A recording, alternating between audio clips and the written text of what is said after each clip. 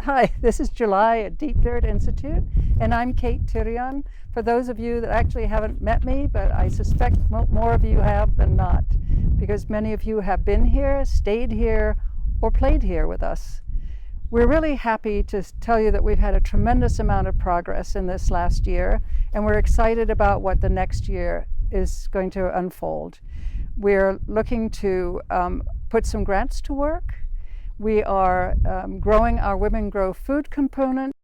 So we're excited this year to host Mackenzie Martin from the Okanagan Valley in Canada as an intern this coming year.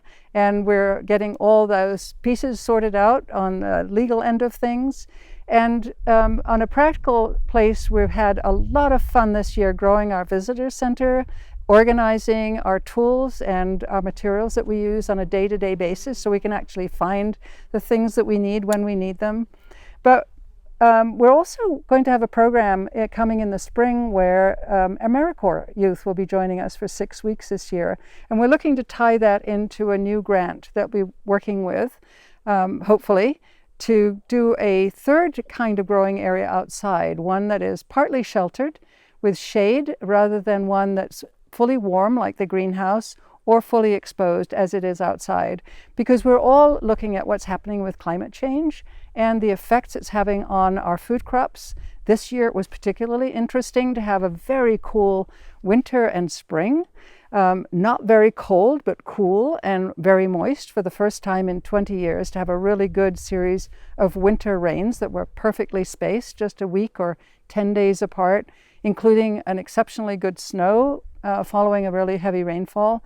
And all of those things stored water in the ground, but it also kept soils cool this year. And the cool soils restricted the vegetative growth of plants to a degree I hadn't seen ever here.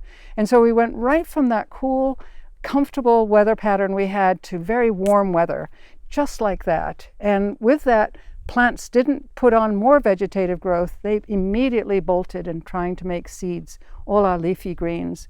So it was really an interesting time to watch what was happening and think of that scaled out on the planet and what could happen globally to our food crops. We're already seeing stresses across the planet. We're seeing migrations coming up from Central America, which are by and large not just violence-based, but really food-based.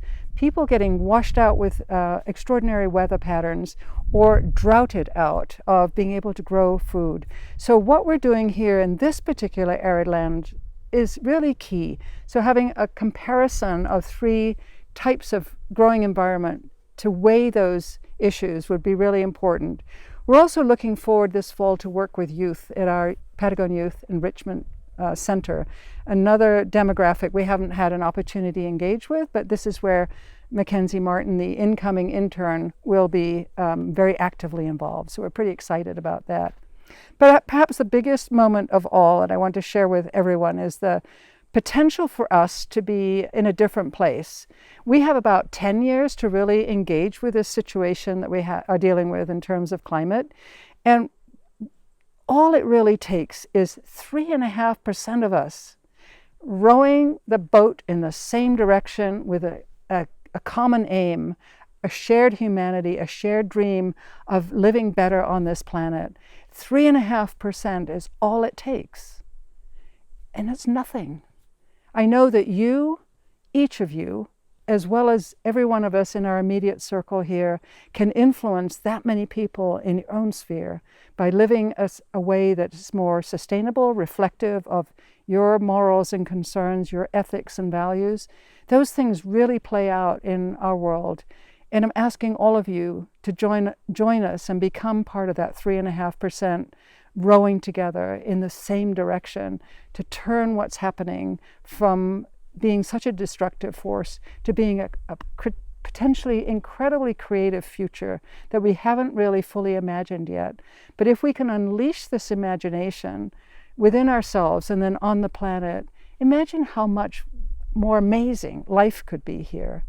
We tend to think that we've come to some stopping point, but I think of it more as an evolutionary moment for us as a species. We know what worked in one system. Now we need to create new systems, new ways of being, and that's pretty exciting. So I'm part of the 3.5%. I hope you'll join me, and thanks for watching.